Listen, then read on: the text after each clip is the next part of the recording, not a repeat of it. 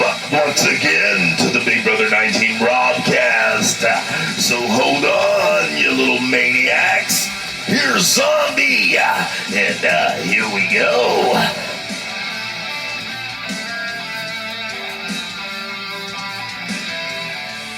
What? Oh my goodness. What? Hey, I'm having a pole in my pants. I'm just saying, yeah, I don't really like focus on the polls and stuff like that. What's going on in the polls?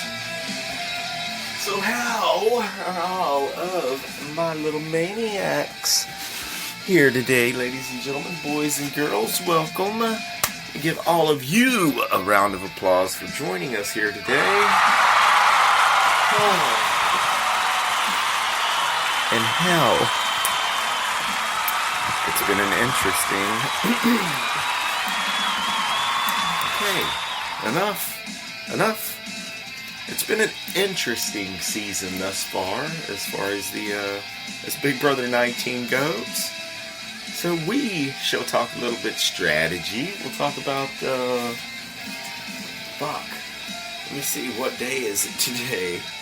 Well, today's Tuesday, so we watched the show Sunday night, and that's right, because I Robcasted you little maniacs on Sunday before the show with whatever information, and oh, my goodness, I had a little technical difficulty at Robcast Radio for one day, and I think in 2 years it's not a bad problem to have, and it's my own damn fault because the technical difficulty was strictly financial. Because, yeah, I mean, it's tough out there for a podcaster sometimes, and we all know that it's for the love of Big Brother and every one of you little maniacs for tuning in. Anyway, thank you. We're back and bigger and better and all of that. So let's talk a little bit about Big Brother. Anyway, I don't really get into all the polls and stuff like that. And the feeds, trying to watch the live feeds, have been a little bit frustrating. So I don't know. I think that it's not a matter of if I pay for the live feeds, blah, blah, blah. Well, I think the main thing for me is that I definitely let's turn this, let's kill that, or not even kill it, let's just turn it down to, can you tweak that down just a little bit? Oh. Yeah.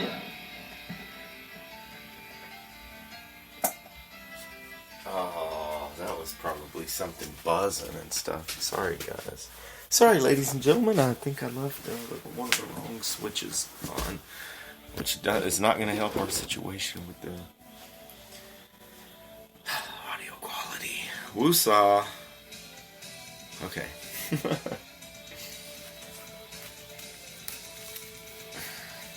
The fuck were we even talking about? So I went over to see if the switch was on, and it was definitely on.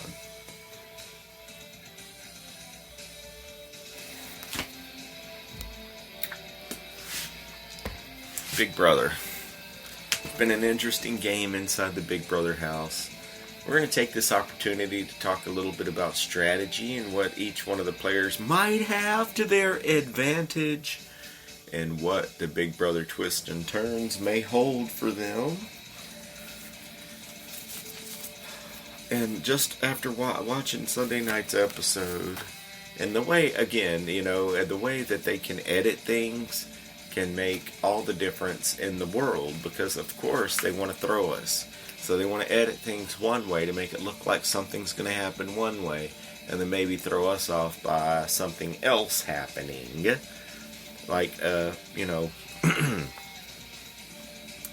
for example, whenever they did the vote last week, and they did 3 votes, and they went to commercial, and then they came back, and then of course the rest of them were for Cody. So, more power to them. Everyone did tune in after the commercial. And at the very beginning of Sunday Night Show, whenever it was showing Paul, a lot of Paul talking game, a lot of Paul talking strategy. Not only it seems like what they're showing, what it seems like is Paul's pretty much taking reins and running the whole house. And that may be rubbing some people the wrong way, and some people may be just sitting back, but they're definitely going to take notice if in fact that is what's happening.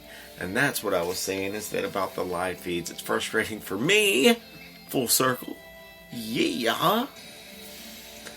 It's frustrating sometimes for me, because whenever I do try to get onto the live feeds, like I was trying to see who won HOH last Thursday night, and my feeds aren't that great, and I've got plenty of gigs and all that kind of stuff. It's just the fact that living out in the sticks, we call it the sticks, living out in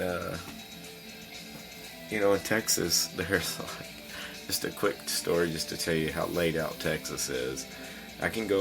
My brother works out in the oil fields, and he has to go out and check these oil rigs to monitor their, technically he's classified as a pump man. Has to go check these oil rigs to see what they're producing and what tanks are holding what, and this and that.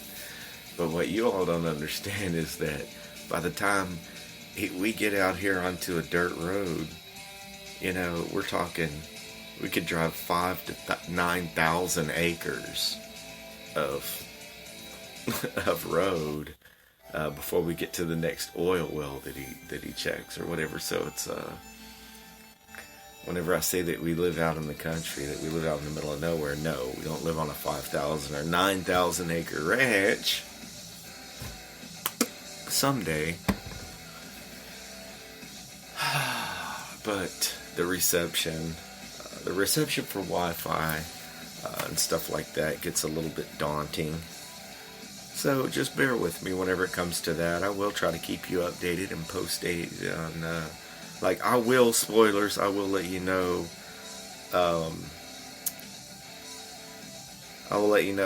about the Power Veto, which is tomorrow night, is what they're going to show us tomorrow night, the Power Veto comp. But I will let you know about the Power Veto, who won it, and if they used it, as a spoiler alert, before the end of the BB19 Robcast, number 13.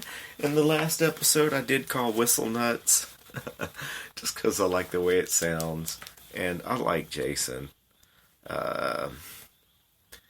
He showed an incredible amount of fortitude, willpower, in the last challenge, because he was one of the last three in the game, and it was and they chose to make a deal. So that does, that's a real big deal as far as his character goes, as far as him staying in the house.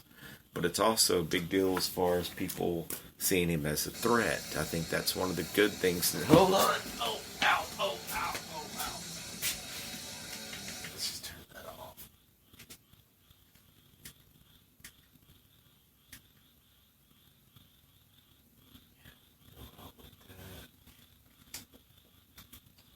I'm not pausing and all that stuff. We just killed that system. Okay. Let's give y'all a second to think for yourselves. So Paul, that showed some good gameplay. Then he knew that he might have had a little bit of a target on his back. But what I'm thinking right out of the gate, anyway, I'm trying to just keep up with whatever spoilers and stuff for you all.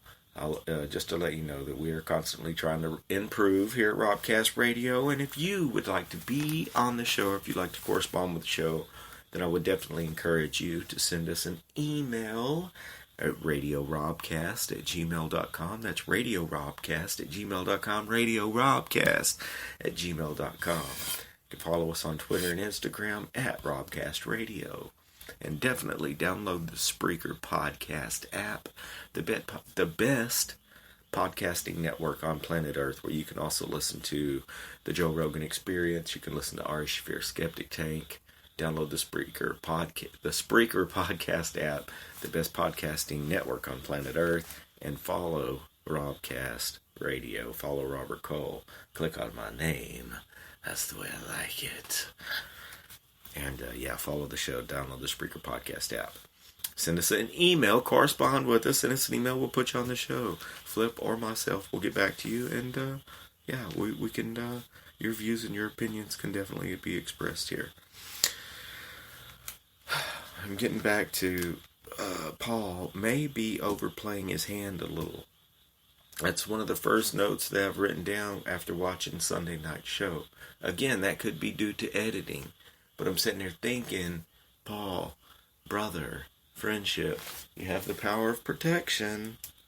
So you should, worry about next week. I understand what he's doing, okay?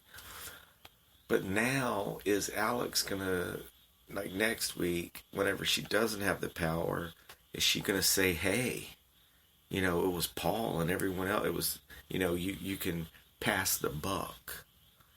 Hey, I can tell you what, Cody, he was called Rogue and whatever else, but he can't pass the buck to anyone else because it was him. And we'll talk a little bit more about Cody because I have a feeling we could be seeing him back in the house. I'll tell you what my feelings are on people getting back into the house in a minute. But do you all think Paul might maybe overplaying his hand a little bit? I think that he does have an incredible social game and he's a good storyteller. That might just have a lot to do with not just that, just the fact that he's a social person and that there are some personalities in there that he likes to entertain. There's absolutely nothing wrong with that. But I think that hopefully him and Alex have kept their bromance on the down, or their, whatever you want to call it, their secret alliance on the down low. Because I think that's a strong duo. Will either one of them hold up to that deal is the question.